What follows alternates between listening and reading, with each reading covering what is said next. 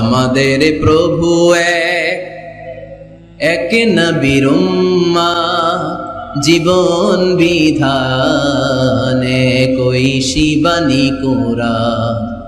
তবে কেন এক নও হে মুসলমান, এক হও করিয়া আহ্বান। পড়েন আমিন।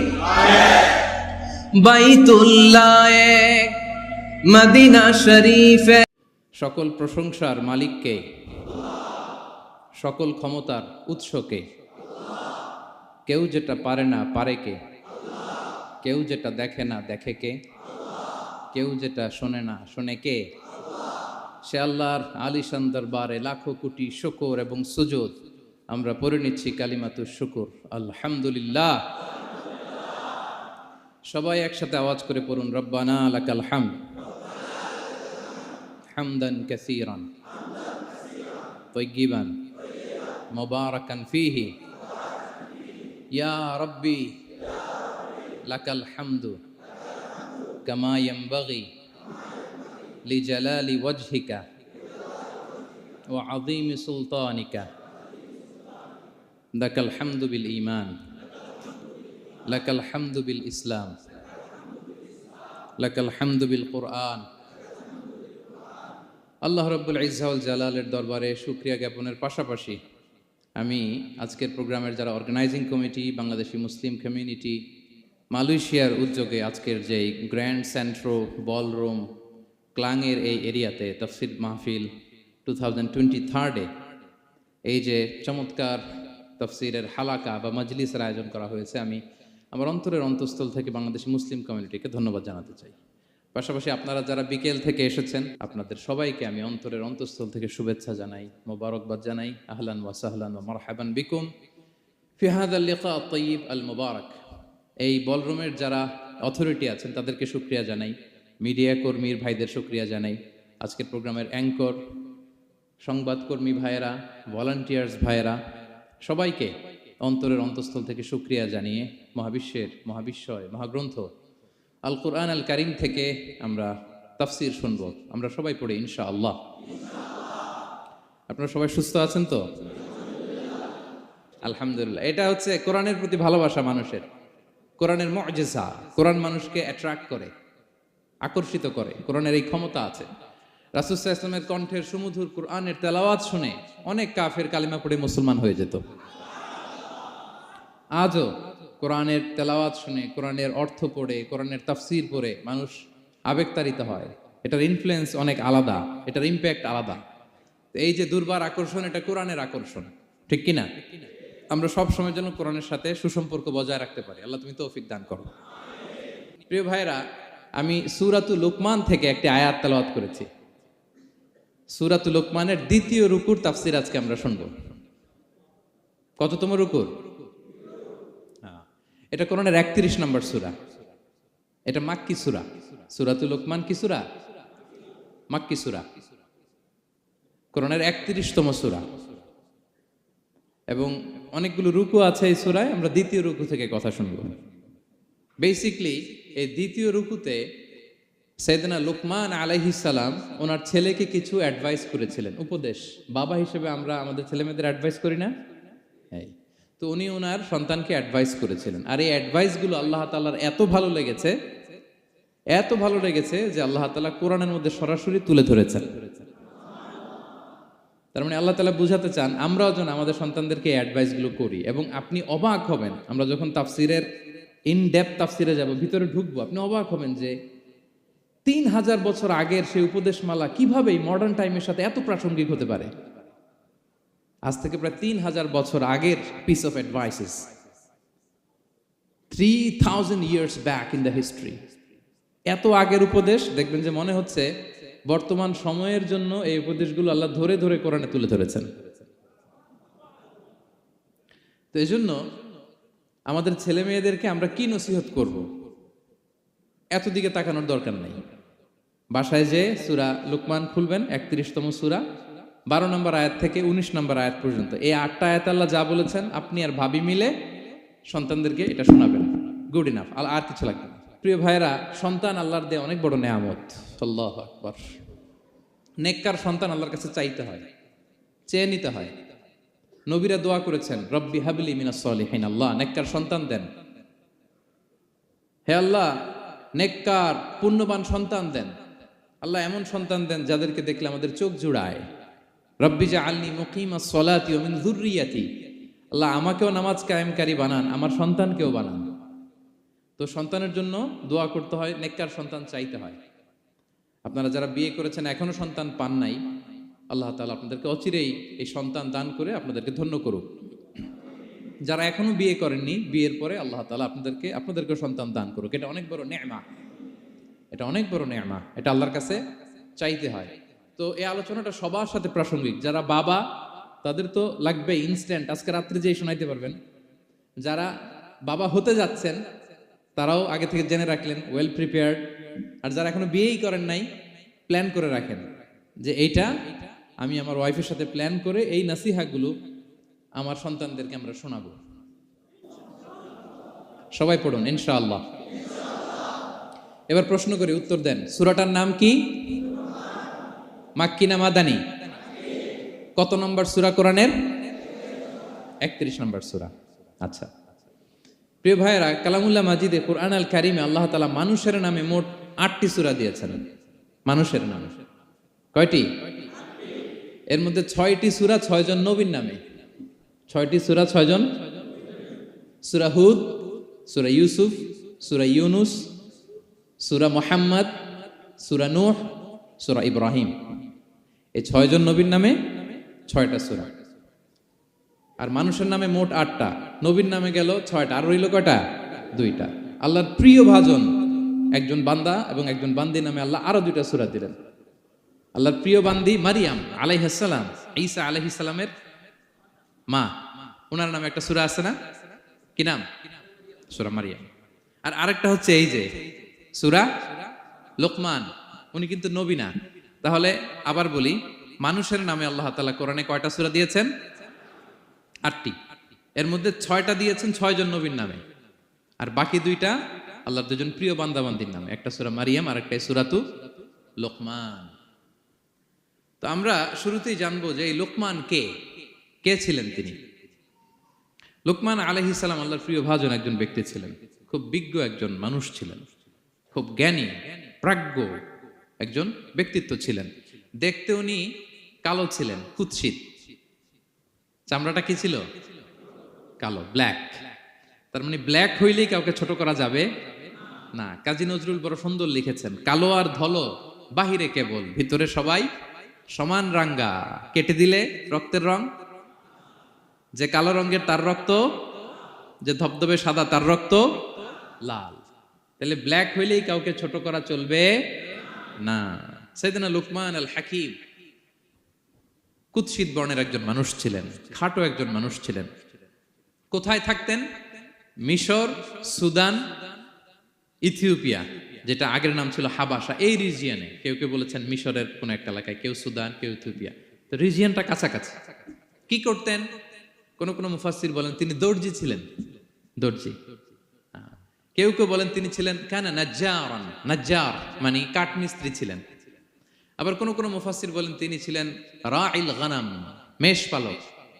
বেশিরভাগ তাফসিরে এসেছে তিনি মেষ পালক ছিলেন, ছাগল চড়াতেন, যেটা নবীদের পেশা ছিল, দায়িত্ব ছিল। ওনারা ছাগল চড়াতেন শুরুর দিকে। তো লোকমান হাকিম তিনিও ছাগল চড়াতেন এবং তিনি দাস ছিলেন, মুক্ত জীবন তার ছিল না। তিনি একজন মনিবের আন্ডারে তার ছাগলগুলো মরুভূমিতে যেয়ে কি করতেন?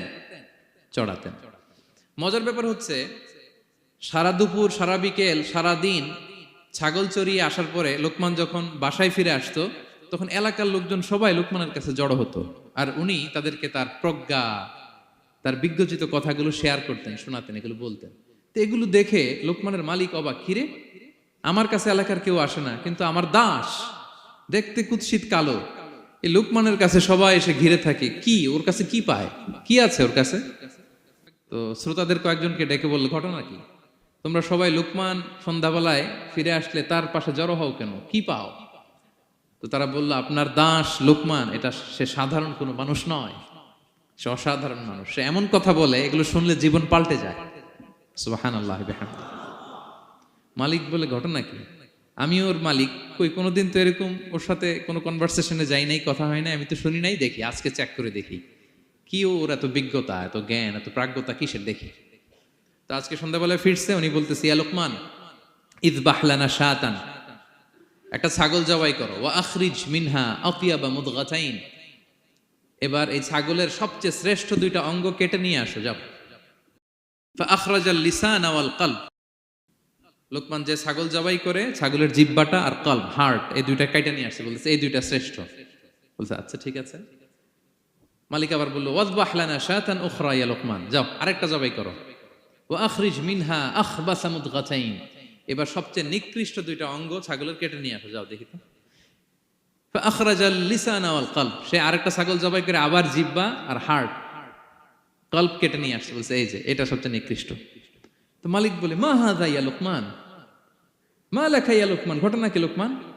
শ্রেষ্ঠ দুটো অঙ্গ কাটতে বললাম, জিহ্বার কলিজা হৃদয় কেটে নিয়ে আসলা, বললাম সবচেয়ে নিকৃষ্ট দুটো অঙ্গ কাটো, আবার জিহ্বার এটা কেটে নিয়ে আসলা।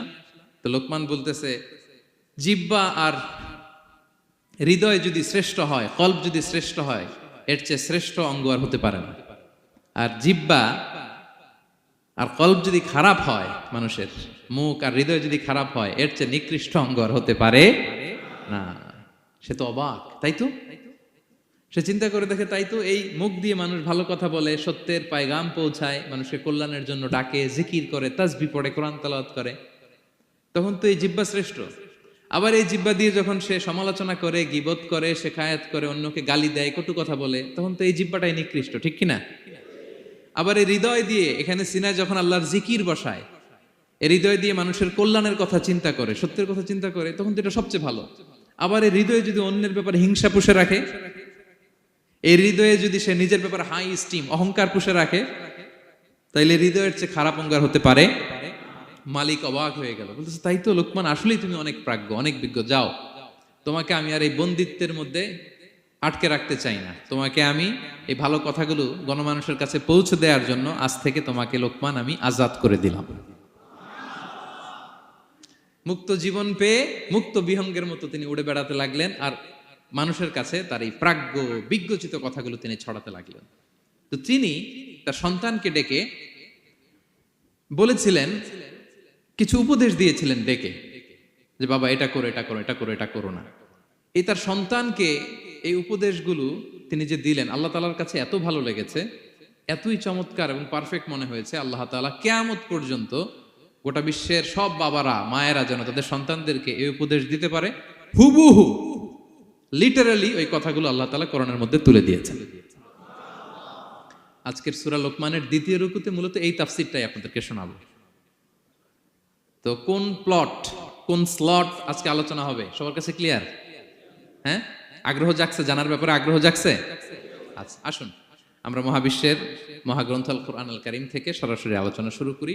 আমরা আউযু বিল্লাহ দিয়ে শুরু করি, সবাই পড়ুন আউযু বিল্লাহি মিনাশ শাইতানির রাজীম, বিসমিল্লাহির রহমানির রহিম।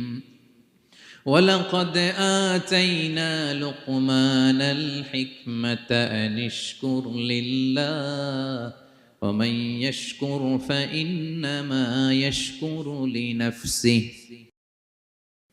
ومن كفر فإن الله غني حميد। সুবহান আল্লাহ পড়েন।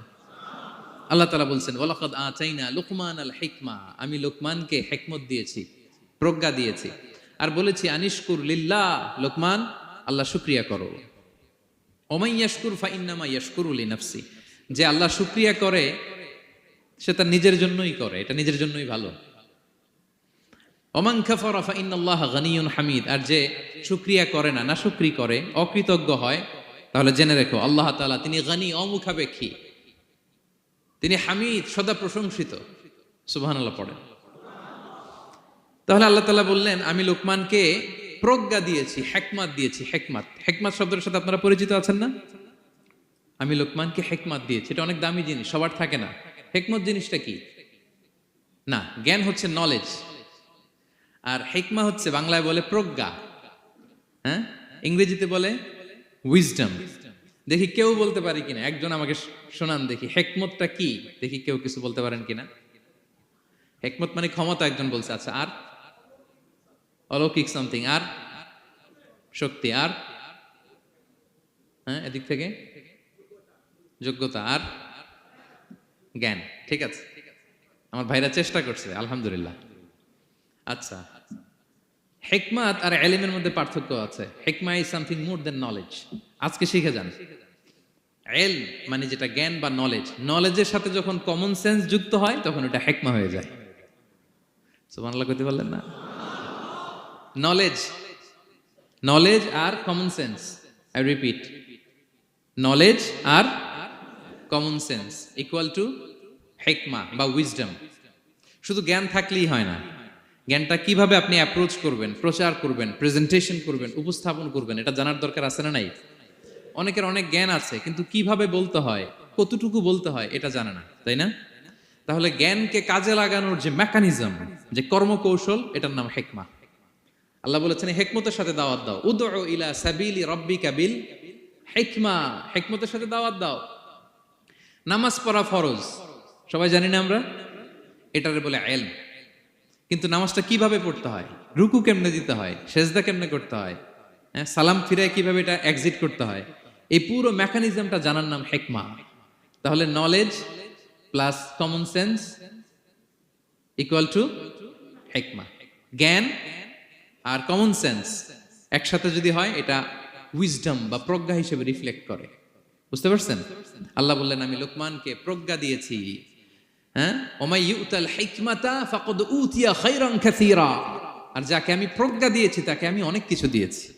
সুবহানাল্লাহ পড়েন। আল্লাহ তাআলা যেন আমাদেরকে প্রজ্ঞা দিয়ে ধন্য করে, আমরাও যেন হিকমতের অধিকারী হতে পারি। আল্লাহ তুমি তৌফিক দান করো। তাই জন্য আল্লাহ বললেন ওয়ালাকাদ আতাইনা লুকমানাল হিকমাতা আনিশকুর লিল্লাহ ওয়া মান ইয়াশকুর ফাইন্নামা ইয়াশকুরু লিনাফসি। আমি লোকমানকে হিকমা দিয়েছি মানে প্রজ্ঞা দিয়েছি, আর বলেছি আমি আল্লাহর শুকরিয়া করো। যে শুকরিয়া করে সে তার নিজের জন্যই করে, যে কুফরি করে অকৃতজ্ঞ হয় জেনে রেখো আমি আল্লাহ গানিয়ুন হামিদ। আমি গানি, অমুখাপেক্ষী, হামিদ, সপ্রশংসিত। আল্লাহ লোকমানকে বললেন আনিশকুর লিল্লাহ, আল্লাহর জন্য শুকরিয়া করো।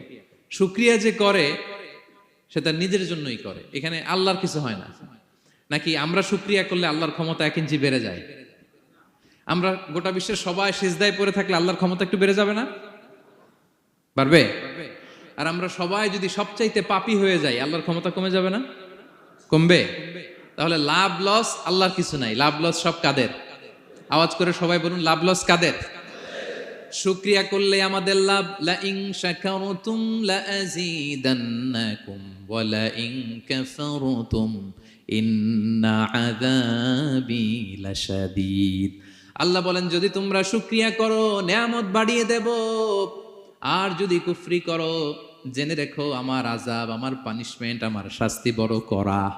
আমি আল্লাহ সব সময় ধরি না, ধরলে ছাড়ি না। ঠিক কি না? ধরে ধরে ধরে না, ধরলে আল্লাহ ছাড়ে না। শুকরিয়া করলে তিনি বাড়াতে থাকে, দিতেই থাকে। শুকরিয়া করবেন তো পাবেন, নিয়ামতে শুকরিয়া করবেন তো পাবেন, করবেন তো পাবেন। তো শুকরিয়া করলে আমাদের লাভ, আমাদের লাভ। হাদিসে কুদসিতে আল্লাহ বলেছেন এই বানি আদম সবাই মিলে, হ্যাঁ, আলা আতকা কলবি রাজুলিন ওয়াহিদ, তোমরা যদি সবাই সবচেয়ে মুত্তাকি হয়ে যাও, ইবাদতে লুটিয়ে পড়ো সবাই, আমার কিচ্ছু পারবে না।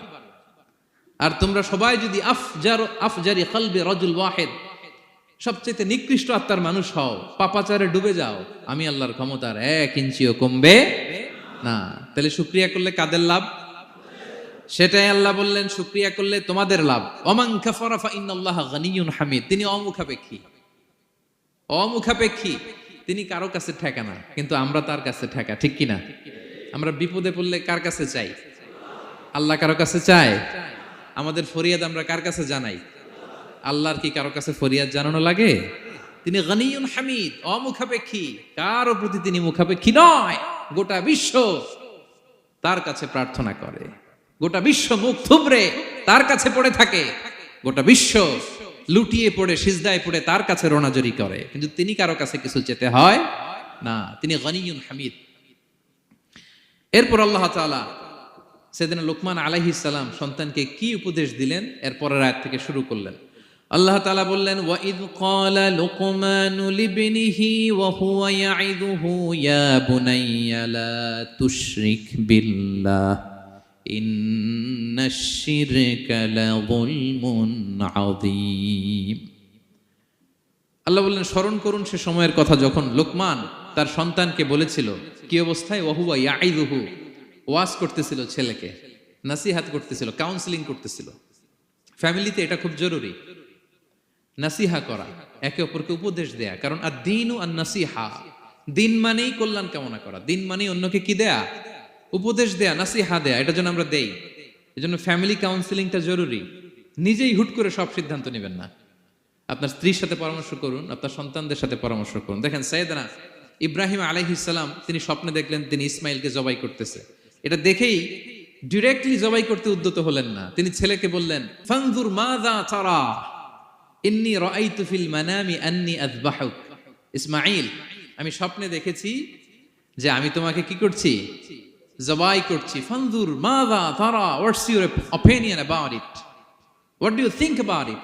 এবার বলো তোমার অপিনিয়ন কি, তুমি কি ভাবছো? আমি দেখেছি তোমাকে জবাই করছি, তোমার অপিনিয়ন বলো। দেখেন, যেমন বাবা তেমন ছেলে, বাপকা বেটা সিপাহী কা ঘোড়া কুছ না হতো থোড়া থোড়া, সুবহানাল্লাহি বিহামদি। যেমন বাবা তেমন ছেলে। ছেলে বলে, ইয়া আবাতি ফাআল মা তুমার, বাবা আপনি যা দেখেছেন তাই করেন।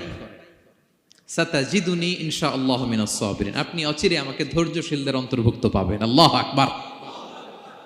বাবা আপনি ভয় পাবেন না,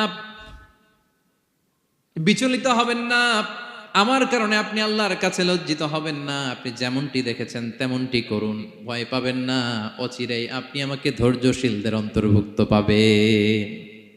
যেমন বাবা তেমন ছেলে, ঠিক তেমন রেসপন্স, ঠিক তেমন উত্তর। সাথে সাথে বললেন, বাবা আপনি ভয় পাবেন না, করুন। তো দেখেন আল্লাহর নবী ইব্রাহিম আলাইহিস সালাম স্বপ্নে যেটা দেখেছেন আল্লাহর পক্ষ থেকে এসেছে। চাইলেই তো ছুরি চালাতে পারতেন, চালিয়েছেন? কি করছেন? পরামর্শ করেছেন, কাউন্সেলিং করেছেন। ফ্যামিলি কাউন্সেলিংটা খুবই জরুরি। This is the first and foremost reminder tonight. আজকের তাফসীর থেকে প্রথম রিমাইন্ডার এটা যে বাসায় আমরা কাউন্সেলিং করব, বড় কোনো সিদ্ধান্ত নিতে গেলে পরামর্শ করব, যেমনটি নবী আলাইহিস সালাম ওনারা করেছেন, ঠিক কিনা? তাহলে সাইয়েদনা লোকমান আলাইহিস সালাম ছেলেকে উপদেশ দিচ্ছেন, আর উপদেশের ভাষা হতে হবে কোমল। দেখেন এখানে আল্লাহ তাআলা যেটা ব্যবহার করেছেন, ইয়া বুনাইয়া, যারা আরবি জানেন, বুনাইয়া শব্দটা কিন্তু সাধারণ শব্দ না। হ্যাঁ, ইবনুন থেকে বুনাই মানে খুব আদর করে ছোট্ট বাচ্চাকে আমরা যেটা ডাকি, ও আমার কলিজার টুকরা সন্তান, ও আমার সোনামণি, হ্যাঁ, ও আমার ছোট্টমণি, ও আমার বাজান, হ্যাঁ, ও আমার আব্বু। আর কি বলেন ছেলে মেয়েদেরকে আপনি? সায়া। কি এটার মানে কি? হ্যাঁ, ইংরেজিতে বললে ডার্লিং। আর ঠিক আছে, ডার্লিং কিন্তু সবাইরে বলা যায়, মানে যাকে আপনি লাভ করেন, ভালোবাসেন, আপনার ছেলেকে ডার্লিং বলতে পারেন, মেয়েকে বলতে পারেন, আপনার ওয়াইফকে বলতে পারেন, অন্য আবার অন্যান্য নারীদেরকে বলা যাবে না, স্ত্রী পর্যন্ত, হ্যাঁ, কাছের যারা এদেরকে। তো মালয়েশিয়ান ভাষা তো আমি জানি না, মালয়েশিয়াতে যেটা বলে ওইটা দিয়ে ডাকবেন, খুব সোহাগ দিয়ে, আদর দিয়ে। কারণ নাসিহাতের ভাষা খুব কোমল হতে হয়। যে নাসিহাত হৃদয় নিংড়ানো মমতা দিয়ে বেরোয়, ওই নাসিহাত অন্যের হৃদয়ে যে টাচ করে। কথা বুঝতে পেরেছেন? যেটা হৃদয় নিংড়ানো ভালোবাসা থেকে বেরোয় নাসিহাত, সেটা আপনার ছেলের হৃদয়ে যে টাচ করবে, ক্লিক করবে। আর যদি রেগে মেগে আগুন হয়ে ওরে ধরেন, নামাজ পড়লি না কেন, এটা করলি কেন, এমনটা হইলো কেন, ও শুনবে? শুনবে না, বিগড়ে যাবে। দেখেন সাইয়েদনা মূসা আলাইহিস সালাম এবং সাইয়েদনা হারুন আলাইহিস সালাম দুজন মিলে যখন ফেরাউনকে দাওয়াত দিতে যাবেন, আল্লাহ বললেন, মূসা তোমার মেজাজ কিন্তু গরম, এই গরম মেজাজ নিয়ে ফেরাউনের দাওয়াত দিলে হবে না। রব্বুল আলামিন বললেন, মূসা তোমার মেজাজ বড্ড গরম, কিন্তু তোমার জিহ্বাটা দিয়েছি আমি নরম। এই নরম জিহ্বা দিয়ে ফেরাউনের দরবারে যে যখন দাঁড়াবা, ফাকুলা লাহু কাওলান লাইয়িনান লাআল্লাহু ইয়াতাযাক্কারু আও ইয়াখশা। সুবহানাল্লাহ পড়েন। ফাকুলা লাহু কাওলান লাইয়িনা, সফট ল্যাঙ্গুয়েজ ইউজ করবা, কোমল ভাষায় দাওয়াত দিবা, নরম ভাষায় সফট করে কোমল করে। ভদ্র করে ফেরাউনের কাছে প্রেজেন্টেশন দিবা। হতে পারে তোমার এই সুন্দর প্রেজেন্টেশনের কারণে ফেরাউন দাওয়াত কবুল করে নিতে পারে। দেখেন আমাদের যে অ্যাপ্রোচে ভুল অনেক দায়ীদের। ফেরাউনের মতো কুখ্যাত সন্ত্রাসী এই পৃথিবী আর দেখবে? কথা বলেন না কেন? ফেরাউনের চাইতে বড় গডফাদার, ফেরাউনের চাইতে বড় সন্ত্রাস ডাকাত এই পৃথিবীতে আর দ্বিতীয়টা কেউ এসেছে? তো এই ফেরাউনকে দাওয়াত দেওয়ার জন্য আল্লাহ মুসাকে বললেন, মুসা সফটলি বইল, কোমল ভাষায় বইল, একটু মোলায়েম সুরে বইল, যাতে ওর হৃদয়ে টাচ করে। আর আমরা যাদেরকে খারাপ মনে করি, যাদেরকে আমরা পাপী মনে করি, তারা কি ফেরাউনের চেয়েও খারাপ? হ্যাঁ, তো তাদের কাছে আমরা যখন বার্তা পৌঁছাই, আমরা তো অ্যাগ্রেসিভ হই কেন? আমরা তো অ্যাটাকিং হই কেন? আমরা হিট করে করে কথা বলি কেন? না, দিস ইজ নট দ্য দাওয়া অ্যাপ্রোচ। এইভাবে দাওয়াত দিলে সেই দাওয়াত কোনো ফল বয়ে আনবে না। তো দেখেন আল্লাহ বললেন, ওয়াইদ ক্বালা লুকমানু লিবনিহি ওয়া হুয়া ইয়াইদু। স্মরণ করুন সে সময়ের কথা যখন লোকমান তার ছেলেকে বলেছিল, ওয়াজ করে, উপদেশ দিয়ে, নাসিহা করে, ইয়া বুনাইয়া, ও আমার কলিজার টুকরা সন্তান, ও আমার সোনামণি। যত কোমল ভাষায় আপনার ছেলেকে ডাকতে পারেন, এরকম আদর দিয়ে, সোহাগ দিয়ে, হ্যাঁ, মায়া মমতা মাখা মোলায়েম কণ্ঠে ওকে ডাকবেন। ডেকে কি উপদেশ দিলেন দেখেন। সাইয়েদনা লোকমান প্রথম উপদেশ দিলেন, ইয়া বুনাইয়া, আমার সন্তান, লা তুশরিক বিল্লাহ, ও আমার কলিজার টুকরা বাবা, আল্লাহর সাথে তুমি শিরক করো না। প্রথম উপদেশ, খবরদার আমার কলিজার টুকরা সন্তান, আল্লাহর সাথে শরীক করতে যেও না। আল্লাহর সমকক্ষ কাউকে মনে করো না। আল্লাহকে যেমনি বড় মনে করো, আল্লাহকে যেমনি রিজিক দাতা মনে করো, আল্লাহকে যেমনি পালন কর্তা মনে করো, গোটা বিশ্বের কোন সৃষ্টিকে এমন মনে করো না। লা তুশরিক বিল্লাহ, শিরক করো না। প্রথম অ্যাডভাইস দেখেন, প্রথম অ্যাডভাইসটা অনেক গুরুত্বপূর্ণ। সবচেয়ে জরুরিটা আগে বলতে হয়। কি বলেন? আগে বলতেছে লা তুশরিক বিল্লাহ, ও আমার সন্তান, আল্লাহর সাথে শরীক করো না, কারণ ইন্না শিরকা লা যুলমুন আযীম, আল্লাহর সাথে শিরক বড় পাপ। এটা হচ্ছে যুলমুন আযীম, অনেক বড় জুলুম। এটা মহাপাপ, এটা অনেক বড় জুলুম। শিরকের চাইতে বড় জুলুম আর হতে পারে? শিরকের চাইতে বড় জুলুম আর হতে পারে? কারণ এই জুলুম আপনি সৃষ্টি হয়ে করতেছেন কার প্রতি? বুঝে থাকলে উত্তর দেন। এই জুলুম আপনি সৃষ্টি হয়ে কার প্রতি করতেছেন? আল্লাহর প্রতি। জুলুম কারে বলে দেখি, কে বলতে পারে? অত্যাচার আর মানুষের হক নষ্ট করা। মাশাআল্লাহ, অনেক চমৎকার, এটা জুলুম। তার মানে অধিকার নষ্ট করা। কি বলেন? অধিকার হরণ করা, এটা হচ্ছে জুলুম। ইনসাফ বিরোধী কাজ করা, এটা জুলুম। এই যে আল্লাহ তাআলা আমাদের সৃষ্টি করলেন, অস্তিত্বহীনতা থেকে তিনি আমাদের অস্তিত্ব দিলেন, আমাদেরকে রিজিক দিলেন, নেয়ামত দিয়ে আমাদেরকে ধন্য করলেন। তো আল্লাহ তাআলার অধিকার ছিল না যে তাকেই আমি সেজদা দিব? এটা তার অধিকার। এটা কার রাইট? আমরা হিউম্যান রাইটস নিয়ে কথা বলি, অ্যানিমাল রাইটস নিয়ে কথা বলি, উইমেন রাইটস নিয়ে কথা বলি। ইবাদতের অধিকারী তিনি, এটা তার অধিকার। তার জন্য আমরা সিজদায় লুটিয়ে পড়বো। তো এই সিজদা আপনি ওদিকে না দিয়ে যদি মাজারে দেন, আল্লাহর অধিকার নষ্ট করছেন না? কথা বলেন, এটা ইনসাফ হইছে? যিনি রিজিক দিল, যিনি সৃষ্টি করলো, যিনি নিয়ামত দিল, তার ইবাদত না করে আপনার মতো আরেকটা সৃষ্টির সামনে আপনি এরকম নমস্ত নমস্ত গান, এটা তার অধিকার হরণ হয়েছে না? এটা ইনসাফ বিরোধী হয়েছে না? এজন্য আল্লাহ বলেছেন, ইন্না শিরকা লা যুলমুন আযীম। শিরকে সবচেয়ে বড় জুলুম বলার কারণ কি? কারণ আপনি সৃষ্টি হয়ে স্রষ্টার উপর জুলুম করেছেন। এর চেয়ে বড় জুলুম আর হতে পারে? এজন্য সাইয়েদনা লুকমান আলাইহিস সালাম বললেন, ইয়া বুনাইয়া লা তুশরিক বিল্লাহ, ও আমার কলিজার টুকরা সন্তান, খবরদার খবরদার, কশিন কালেও আল্লাহর সাথে শিরক করবে না। কারণ শিরক হলো সবচাইতে বড় জুলুম, সবচেয়ে বড় পাপ, সব পাপের বাপ। এর নাম হচ্ছে শিরক। এর চেয়ে বড় পাপ হতে পারে? পাপের জগতে যদি র্যাঙ্কিং করেন, নাম্বার 1 সবাই নাম্বার 1। আল্লাহ সব মাফ করে দেয়, সব গুনাহ তিনি ক্ষমা করে দেয়, সব পাপকে তিনি চাইলেই মোচন করে দিতে পারেন, শুধুমাত্র কেবলমাত্র শিরকের গুনাহ ছাড়া। ঠিক কিনা? ইন্নাল্লাহা লা ইয়াগফিরু আন ইউশরাকা বিহি ওয়া ইয়াগফিরু মা দুনা যালিকা লিমান ইয়াশা। আল্লাহ তাআলা চাইলে সব গুনাহ তোমার ক্ষমা করে দিতে পারেন, কেবলমাত্র শিরকের গুনাহ ছাড়া। এটা ক্ষমা করে না, কারণ এইটা আল্লাহকে অপমান করার শামিল, ঠিক কিনা? আল্লাহর উদাহরণ বাদ দেই, আপনার বস যে আপনাকে খুব ভালোবাসে,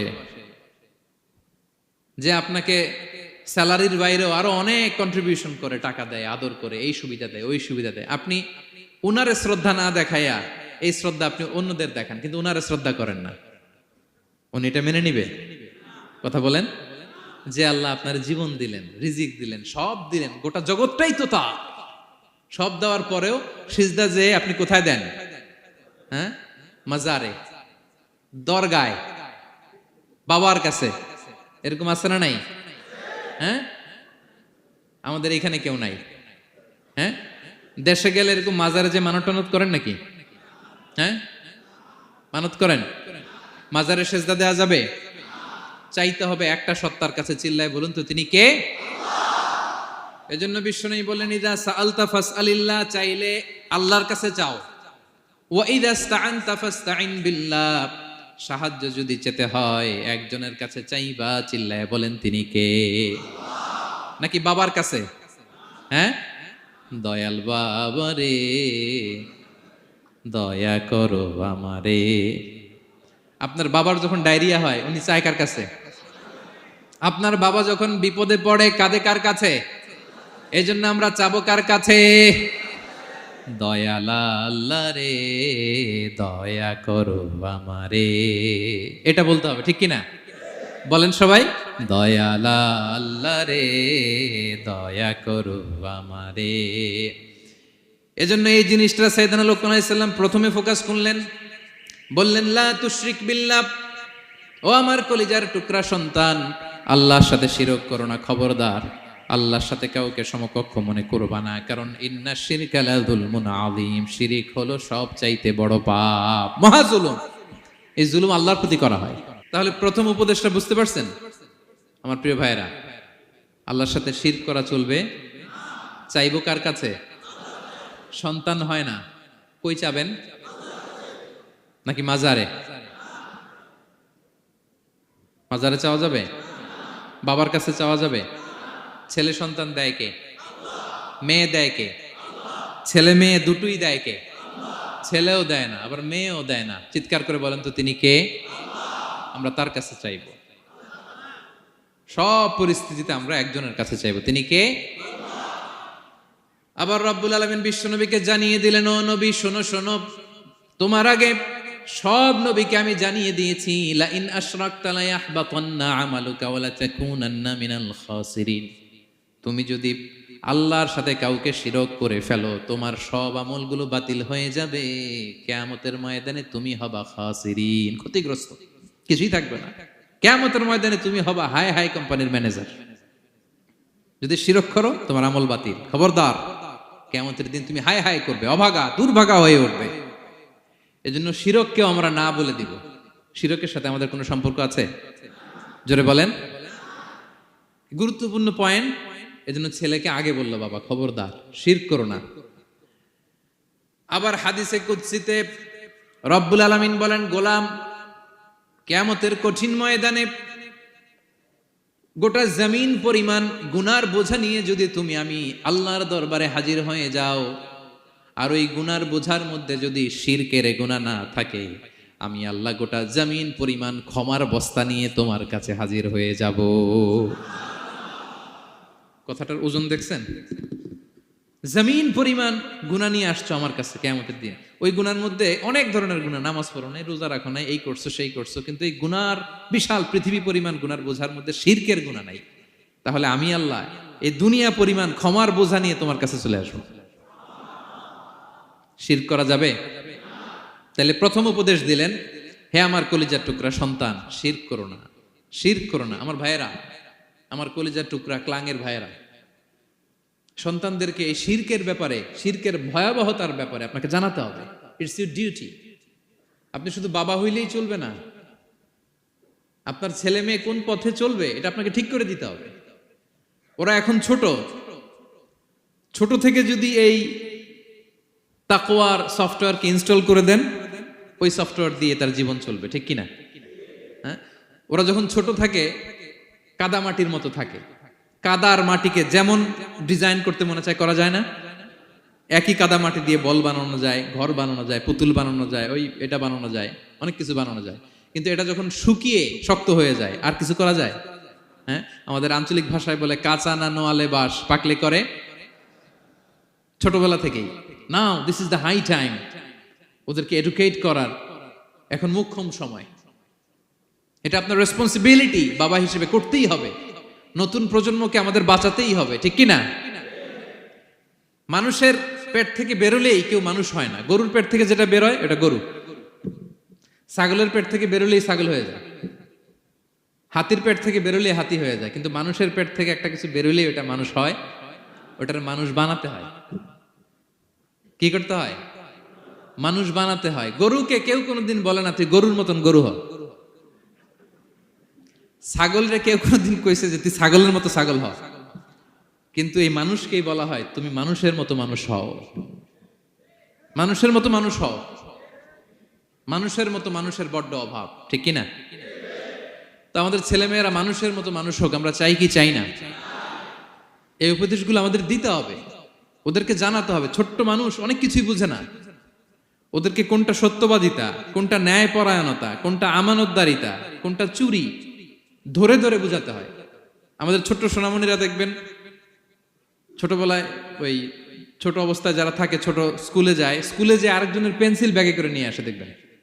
মানে ওরে দিচ্ছেন আপনি ব্লু কালারের, ওর এটা ভালো লাগে নাই, ওর ভালো লাগছে পিঙ্ক কালারের একটা, তো আরেকজনের পিঙ্ক কালারের পেন্সিল ব্যাগে করে নিয়ে আসছে, রাবার নিয়ে আসছে। ও খারাপ মনে আনে নাই, কারণ ও জানে না, ও ভাবছে যেটা সুন্দর লাগে ওইটাই মনে হয় আমার। কিন্তু অন্যের জিনিস যে না বলে নিয়ে আসলে এটারে চুরি বলে, ও এটা জানেই না। তো এগুলো ওদেরকে জানানোর শিখানোর দরকার আছে না নাই? দায়িত্বটা কার? বাবা মায়ের। আমার প্রিয় ভাইয়েরা, সন্তানদেরকে যেন আমরা গাইড করি, ইনস্ট্রাক্ট করি, আমরা যেন ওদেরকে শিখাই কোনটা সত্য কোনটা মিথ্যা। এখন তো এই যে সোশ্যাল মিডিয়ার যুগ, এটা ছাড়া খেতেই চায় না, তাই না? ঘুমাতেই চায় না। সে কি দেখে এটা আপনার জানতে হবে। সে কোথায় যায়, সে কার সাথে মেশে, সে কোন সাইটগুলো ব্রাউজ করে, এটা বাবা হিসেবে জানার দরকার আছে না নাই? প্যারেন্টিং কন্ট্রোলের একটা ব্যবস্থাপনা আছে, আপনি কন্ট্রোল করে দিতে পারবেন। আপনি সাইন করে দিবেন ইউটিউবে আপনার জিমেল দিয়ে, ও কি দেখে আপনি সব চেক করতে পারবেন হিস্ট্রিতে।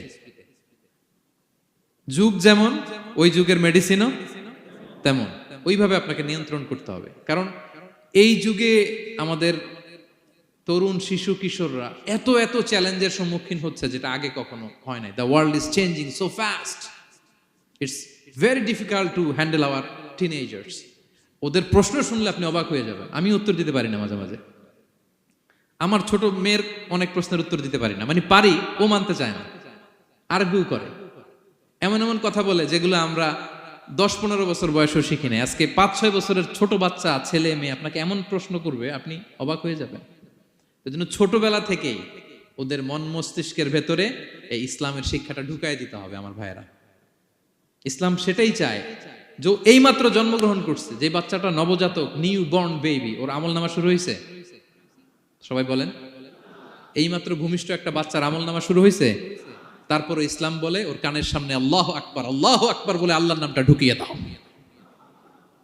এখনো আমল নামা শুরু হয় নাই, এখনো ভালো খারাপের কিছুই হয় নাই, তারপরও আল্লাহ বলে দুনিয়াতে আসার সাথে সাথে আজান দিয়ে ইসলামের কথাটা কানের ভেতরে ঢুকায়া দাও। আমাদের দায়িত্ব হচ্ছে ওদেরকে এডুকেট করা। 1 নাম্বার উপদেশ তিনি দিলেন, লা তুশরিক বিল্লাহ, শিরক করো না। শিরক মহাপাপ। এই পয়েন্টটা বুঝতে পারছেন সবাই? উনি বেসিক্যালি ওনার সন্তানকে 9টা উপদেশ দিয়েছিলেন। কয়টা? সবাই বলুন, 9টা। এরপর আল্লাহ তাআলা আরেকটা এক্সট্রা উপদেশ দিয়ে দিয়েছেন, 9 আর 1 মিলে তিলকা আশারাতুন কামিলা, একেবারে ফাইনাল, 10টা হয়ে গেছে, পরিপূর্ণ। তো শিরকের ব্যাপারে সতর্ক করার সাথে সাথে আল্লাহ তাআলা নিজ থেকে একটা উপদেশ দিলেন। আল্লাহ তাআলা কি বললেন? রব্বুল আলামিন বললেন, ওয়াসাইনাল ইনসানা বিওয়ালিদাইহি হামালাতহু উম্মুহু ওয়াহানান আলা ওয়াহান ওয়া ফিসালুহু ফি আমাইনি আনিশকুর লি ওয়া লিওয়ালিদাইকা ইলাইয়াল মাসির। সুবহানাল্লাহ পড়ে। আল্লাহ বললেন, ওয়াসাইনাল ইনসানা বিওয়ালিদাইহি, শিরকের কথা যখন লোকমান সন্তানকে জানালো, এবার আমি আল্লাহ পৃথিবীর মানুষগুলোরে জানিয়ে দিলাম, খবরদার এ খবরদার, মা বাবার সাথে কখনো খারাপ আচরণ করো না। ওয়াসাইনাল ইনসান, মানুষকে আমি ওসিয়ত করলাম, রেকমেন্ড করলাম, ভার্ডিক্ট জারি করে দিলাম, বিওয়ালিদাই, মা বাবার ব্যাপারে তাদের সাথে সদাচরণ করবে। মা বাবার সাথে খারাপ আচরণ করা যাবে। জান্নাতে একটা দরজা আছে, নাম আল আব, বাবা, আর একটা আল উম, মা। যারা বাবা মার সাথে ভালো আচরণ করছে তারা ওইটা দিয়ে ঢুকবে। সুবহানাল্লাহ পড়ে।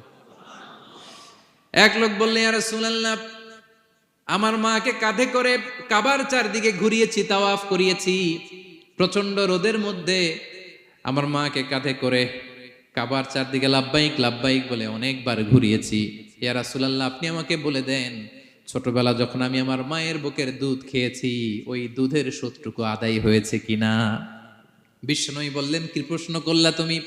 লাউ কাতাতা জিলদাক, তুমি যদি তোমার গায়ের চামড়া কেটে জুতা বানিয়ে দাও, চামড়াটা কেটে শুকিয়ে যদি জুতা বানিয়ে তোমার মায়ের পায়ের নিচে দিয়ে দাও, ছোটবেলায় মায়ের বুকের যে দুধ খেয়েছো, একটা দুধের এক ঢোক দুধ খাওয়ার শোধ আদায় হবে না। এক ঢোক যে দুধ খাইছো ওইটারই শোধ আদায় হবে। খবরদার, খবরদার, বাবা মার ব্যাপারে সাবধান। বিশেষ করে মায়ের সাথে দুজনের কথাই আল্লাহ প্রথমে বললেন, এরপরে বললেন বিশেষ করে মায়ের সাথে, কারণ হামালাতহু উম্মুহু, বাবা তোমারে পেটে ধরে নাই, পেটে ধরেছে কে? ওয়াহানান আলা ওয়াহান, 10 মাস 10 দিন বোঝার পরের বোঝা, যন্ত্রণার পরে যন্ত্রণা বাবা সহ্য করে নাই, করেছে কে? এত বড় একটা পেট হয়ে গেছিল, জানেন তো? হ্যাঁ, আল্লাহ। এই পেটটা নিয়ে বারবার কিচেনে যাওয়া লাগছে, এটা নিয়ে টয়লেট করে, এটা নিয়ে গোসল করে, ঘুমাতে পারে না, শুইলে উঠতে পারে না, উঠলে বসতে পারে না। একদিন 2 দিন, 1 সপ্তাহ 2 সপ্তাহ, 10 মাস 10 দিন আমার মাকে এই কষ্ট দিয়েছি। মায়ের কলিজার মাঝখানে লাথি মেরে দুনিয়াতে এসেছে। এরপরে আল্লাহ বললেন, ওয়া ফিসালুহু ফি আমাইন, এখানেই শেষ নয়, দুধ ছাড়াতে লেগেছে 2 বছর। কয় বছর?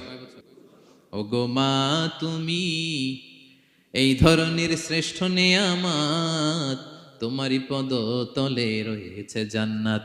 ওগো মা, তুমি এই ধরনের শ্রেষ্ঠ নেয়ামত, তোমারই পদ তলে রয়েছে জান্নাত। ঠিক কিনা? দেখেন আল্লাহ মর্যাদা কোথায় বাড়ালো। আমাদের দুনিয়ার পুরুষ মানুষদের পায়ের নিচে থাকে জুতা, জুতার নিচে বালু, কার্পেট কিংবা ফ্লোর। আর আল্লাহ বলে, দুনিয়ার এক একটা মায়ের পায়ের নিচে আমি জান্নাত দিয়ে রেখেছি। এই পৃথিবীটারে 100 বার বিক্রি করলে জান্নাতের একটা চেয়ারের দাম হবে? বুঝে শুনে উত্তর দিবেন। এই পৃথিবীটাকে, পৃথিবীর যে সম্পদ, এটা এস্টিমেশন করে, হ্যাঁ, 1000 বার বিক্রি করলে যে দামটা হবে, ওই দাম দিয়ে জান্নাতের একটা চেয়ারের দাম হবে? এই পৃথিবীরে 10,000 কোটি বার বিক্রি করলে যেই অ্যাসেট হবে, যে অ্যামাউন্ট হবে, ভ্যালিউ হবে, ওই দাম দিয়ে জান্নাতের একটা টেবিলের দাম হবে? আর যেই জান্নাত, পুরো জান্নাতটা মায়ের পায়ের নিচে পড়ে আছে, ওই পা দুইটার দাম কত? সুবহানাল্লাহ পড়বেন না? মা বাবার দোয়া অনেক বড় দোয়া। কখনো যেন আমরা বেয়াদবি না করি, কখনো যেন তাদের মনে কষ্ট না দেই, সবসময় যেন তাদের কাছ থেকে দোয়া নেই। পারা যাবে? এটা আল্লাহ তাআলা ঢুকিয়ে দিলেন। তাহলে সাইয়েদনা লোকমান প্রথমে বলল, বাবা শিরক করো না। এরপরে রব্বুল আলামিন বললেন, শিরকের পরে তোমাদের সবচাইতে বড় দায়িত্ব, যে বাবা মা তোমাদের জন্য এত কষ্ট করেছে, তাদের সাথে খারাপ আচরণ করো না। 2টা হয়ে গেল। কয়টা? আওয়াজ করে বলেন, কয়টা? 3 নম্বরে সাইয়েদনা লোকমান আলাইহিস সালাম ছেলেকে বললেন, ইয়া বুনাইয়া ইন্নাহা ইন তাকু মিসকালা হাববাতিন মিন খারদালিন ফাতাকুম ফি সখরাতিন আও ফিস সামাওয়াতি আও ফিল আরদি ইয়াতি বিহাল্লাহ ইন্নাল্লাহা লাতীফুন খাবীর। 3 নম্বরে সাইয়েদনা লোকমান বললেন, বাবা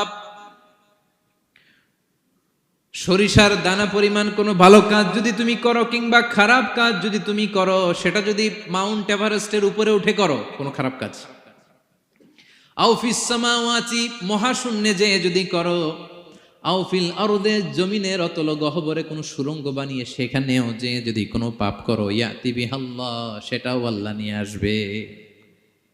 কোনো পাপ বা কোনো ভালো কাজ আকাশে উঠে, পাহাড়ে উঠে, কিংবা সুরঙ্গ করে জমিনের ভিতরে ঢুকেও যদি করো, কিয়ামতের দিন আমল নামায় সেটা দেখতে পাবে।